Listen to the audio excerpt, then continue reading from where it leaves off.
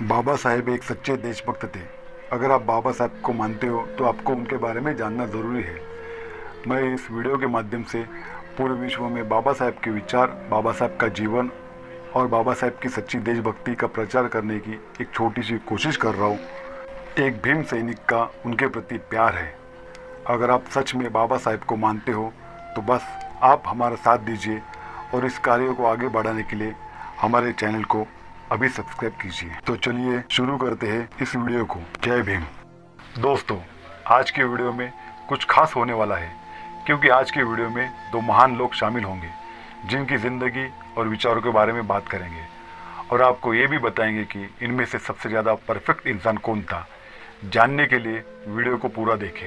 नमस्कार दोस्तों, बाबा साहेब अम्बेडकर और महात्मा गांधी हमारे देश के दो महान और प्रसिद्ध स्वतंत्र सेनानी थे, लेकिन जानते हो दोनों में कई मतभेद थे। जातिवाद के मुद्दे पर उनके बीच कई मतभेद और बहसें हुई।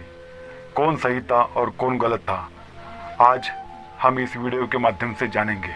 लोकप्रिय रूप से बाबा साहेब अम्बेडकर कहा जाता है। आज मैं बाबा साहेब अम्बेडकर के विचारधाराओं को और विचारों को प्रस्तुत करना चाहता हूँ। आइए जाने। Doctor B R. अम्बेडकर का जन्म महार जाति में हुआ था, जो एक दलित जाति है। बचपन से ही उन्हें जातीय उत्पीड़न का सामना करना पड़ा था। उदाहरण के लिए उनके स्कूल में उनके भाई और वह एकमात्र दलित छात्र थे। उन्हें स्कूल में बैठने के लिए अपने घर से बोरियां लाने को कहा गया। उन्हें स्कूल में एक ही नल से पानी पीने की इजाजत नहीं थी। स्कूल में उनके लिए एक विशेष पानी का बर्तन था, लेकिन उन्हें उसमें से भी पानी पीने की अनुमति नहीं थी। स्कूल का चपरासी उनके हाथों में पानी डाल देता, और अगर कभी चपरासी स्कूल नहीं आता तो भीमराव अम्बेडकर और उनके भाई को पूरा दिन प्यासा रहना पड़ता। पैसों की कमी के कारण डॉक्टर अम्बेडकर के भाई को अपनी पढ़ाई अधूरी छोड़नी पड़ी, लेकिन डॉक्टर अम्बेडकर ने कड़ी मेहनत से पढ़ाई की और बड़ौदा के महाराजा से छात्रवृत्ति प्राप्त की और वह कोलंबिया विश्वविद्यालय में चले गए। इसके बाद उन्होंने लंदन स्कूल ऑफ इकोनॉमिक्स से डायरेक्टर की उपाधि प्राप्त की। उन्होंने अर्थशास्त्र और कानून का अध्ययन किया। इस लेवल की शिक्षा प्राप्त करने के बाद भी उन्हें जीवन के हर पहलू में जातिगत भेदभाव का सामना करना पड़ा। इसलिए यह आश्चर्य की बात नहीं है कि उन्होंने भेदभाव और जातिवाद से घृणा की। वह उनसे इतनी नफरत करते थे कि उन्होंने न केवल हिंदुओं, जातिवाद करने वालों की आलोचना की, बल्कि खुले तौर पर हिंदू धर्म की भी आलोचना की। डॉक्टर अंबेडकर ने अपने कई लेखों में न केवल हिंदू धर्म बल्कि इस्लाम पर भी कड़े सवाल पूछे थे। उन्होंने संस्कृत का अध्ययन किया और वेदों को किताबों का एक बेकार समूह करार दिया। उनका मानना था कि जब तक जाति है तब तक बहिष्कृत भी रहेगा। वे न केवल जातिवाद के खिलाफ थे, बल्कि वे जाति व्यवस्था का पूर्ण विनाश चाहते थे। और यहाँ दूसरी ओर महात्मा गांधी एक धार्मिक हिंदू थे। उनके अधिकांश सिद्धांत और रणनीतियाँ इसी धर्म से प्रेरित थी। वस्तुतः वे गीता को अपना आध्यात्मिक शब्दकोश मानते थे और एक सच्चे धार्मिक व्यक्ति के रूप में वह सभी धर्मों का सम्मान करते थे और सांप्रदायिक सौहार्द की दिशा में काम किया। जाहिर है, कोई धार्मिक व्यक्ति अपने धर्म पर सवाल नहीं उठाएगा। यही कारण है कि गांधी जी के आरंभिक विचार अत्यंत रूढ़िवादी थे। उनका मानना था कि जाति हिंदू धर्म का मूलभूत हिस्सा है और 4 वर्णों की व्यवस्था को वह स्वाभाविक और आवश्यक मानते थे, और साथ ही वे समान स्तर के भी थे। कोई भी वर्ण दूसरों से श्रेष्ठ नहीं हो सकता। साथ ही उनका यह भी मानना था कि छुआछूत हिंदू धर्म का हिस्सा नहीं है। उनका मानना था कि छुआछूत हिंदुओं के लिए पाप है। इसी कारण 1932 में उन्होंने अखिल भारतीय अस्पृश्यता विरोधी लीग की स्थापना की, जिसका नाम बाद में हरिजन सेवक संघ रखा गया। 1934 में केरल के वेक्कम जिले में उन्होंने वेक्कम सत्याग्रह शुरू किया, जहां दलितों के साथ भेदभाव किया जा रहा था। इसमें पेरियार जैसे प्रभावशाली समाज सुधारकों ने भी भाग लिया। डॉक्टर अंबेडकर और गांधी जी की विचारधाराओं में आप स्पष्ट अंतर देख सकते हैं। गांधी जी के प्रारंभिक विचार काफ़ी समस्याग्रस्त माने जा सकते हैं। वह अत्यंत रूढ़िवादी एवं रूढ़िवादी तो थे, इस हद तक कि उन्होंने जातिवाद की खुलकर आलोचना नहीं की। 1920 के दशक में उन्होंने सार्वजनिक रूप से कहा कि वे अंतर्विवाह और अंतर्भोजन का समर्थन नहीं करते। संयोगवश गांधी जी के बेटे मणिकलाल को एक मुस्लिम लड़की फातिमा से प्यार हो गया और गांधी जी उनकी शादी से सख्त खिलाफ थे और उन्होंने ऐसा नहीं होने दिया। 1927 में फिर उनके दूसरे बेटे देवदास लक्ष्मी नाम की लड़की से शादी करना चाहते थे और गांधी जी इसके भी खिलाफ थे, क्योंकि वह उनकी जाति से नहीं थी। गांधी जी बनिया और ब्राह्मण के बीच विवाह का समर्थन नहीं करना चाहते थे। अगर मैं आपको बाकी कहानी नहीं बताऊंगा तो यह आधा सच होगा, क्योंकि समय के साथ गांधी जी की विचारधारा और अधिक प्रगतिशील होती गई। 1932 में उन्होंने अंतर्जातीय विवाह पर अपनी राय बदल दी। उन्होंने स्वीकार किया कि वह गलत थे। उन्होंने कहा कि अंतर्जातीय विवाह पर प्रतिबंध हिंदू समाज को कमजोर कर रहा है। इस तरह अगले साल उनके बेटे देवदास की शादी आखिरकार लक्ष्मी से हो सकी। 1946 में स्थिति यह थी कि गांधी जी ने कहा था कि वे अपने आश्रम में पुरुषों और महिलाओं को तब तक विवाह नहीं करने देंगे जब तक उनमें से कोई हरिजन न हो। उन्होंने यह भी कहा कि अगर उनका बस चले तो वे सभी लड़कियों को हरिजन पति ढूंढने के लिए मना ले। दूसरी ओर अक्टूबर 1935 में एक सम्मेलन में डॉक्टर अंबेडकर ने खुले तौर पर घोषणा की थी कि वह हिंदू धर्म छोड़ना चाहते हैं। प्रारंभ में उनका इरादा सिख धर्म अपनाने का था, लेकिन कुछ कारणों की वजह से इसमें सफल नहीं हो सके और बाद में उन्होंने बौद्ध धर्म अपना लिया।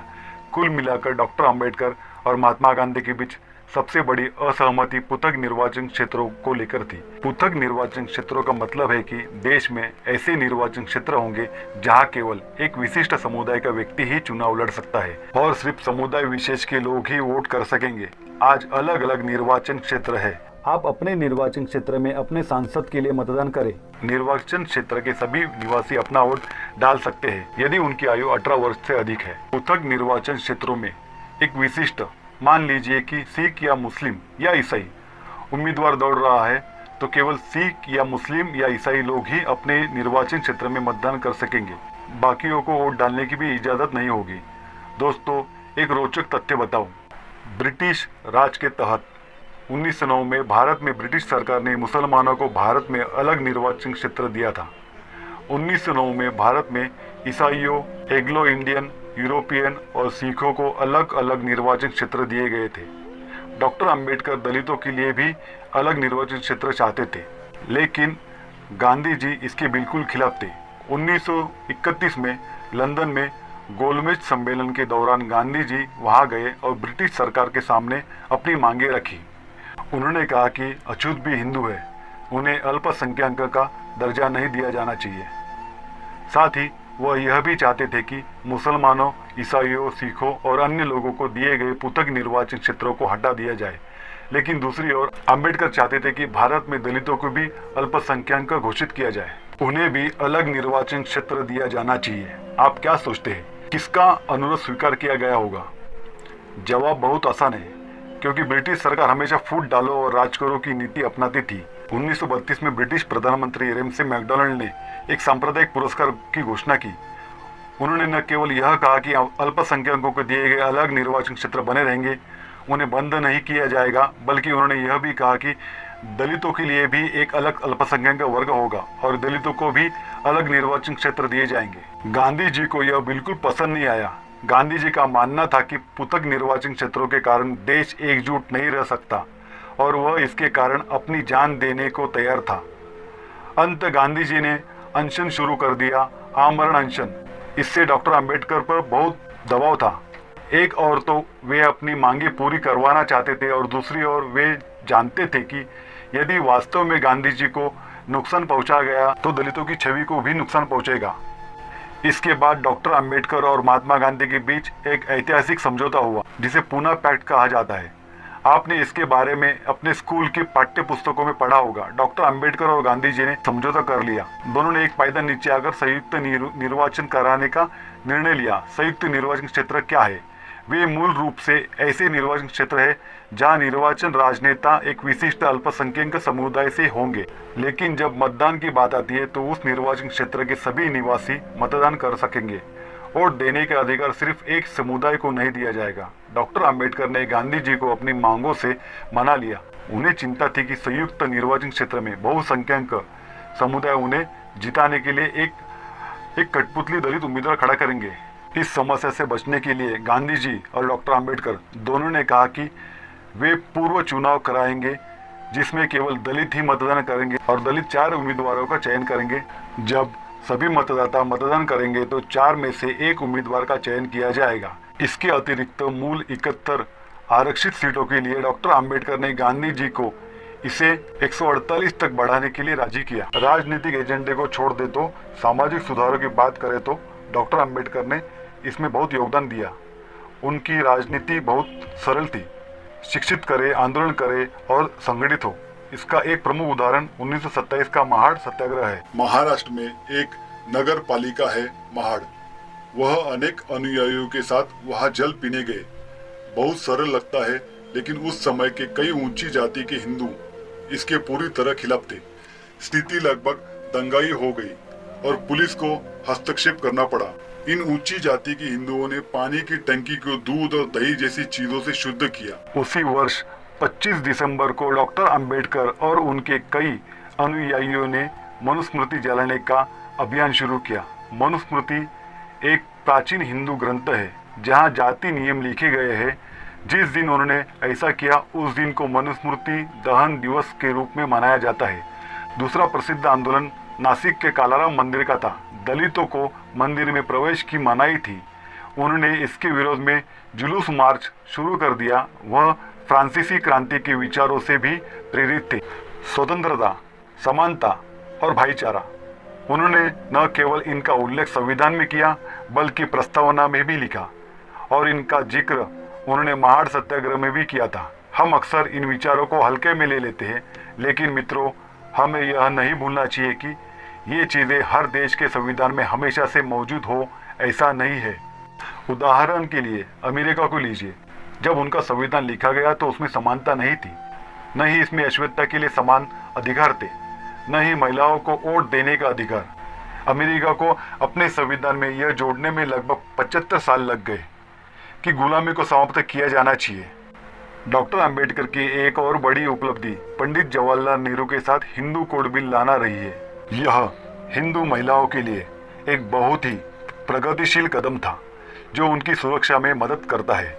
दुर्भाग्य से उस समय तनावपूर्ण स्थितियों के कारण इसे अन्य धर्मों के लिए नहीं लाया जा सका, लेकिन समान नागरिक संहिता जिसकी बहुत चर्चा है, मुझे उम्मीद है कि यह हर धर्म के लिए ऐसे प्रगतिशील सुधार लाएगा। आज हम सभी डॉक्टर अंबेडकर के विचारों और विचारधाराओं से बहुत कुछ सीख सकते हैं। यदि हम वास्तव में उन्हें श्रद्धांजलि देना चाहते हैं तो स्वतंत्रता, समानता और बंधुत्व के इन सिद्धांतों को सच्चे अर्थों में सभी के लिए लागू करना चाहिए, क्योंकि हम सब जानते हैं कि धरातल पर ये आज भी देखने को नहीं मिलते। हम सभी जानते हैं कि आज भी जातिवाद कितना प्रचलित है। लोग अभी भी अंतरजातीय और अंतरधार्मिक विवाह से बचते हैं। यह कुछ ऐसा है जिस पर अंततः गांधी जी और डॉक्टर अंबेडकर सहमत हुए कि अगर हमें समाज को एकजुट बनाना है, अगर हमें अपने देश को एकजुट बनाना है, तो हमें अंतरजातीय और अंतरधार्मिक विवाह को बढ़ावा देना चाहिए। मुझे आशा है कि आपको यह वीडियो जानकारी पूर्ण लगेगा।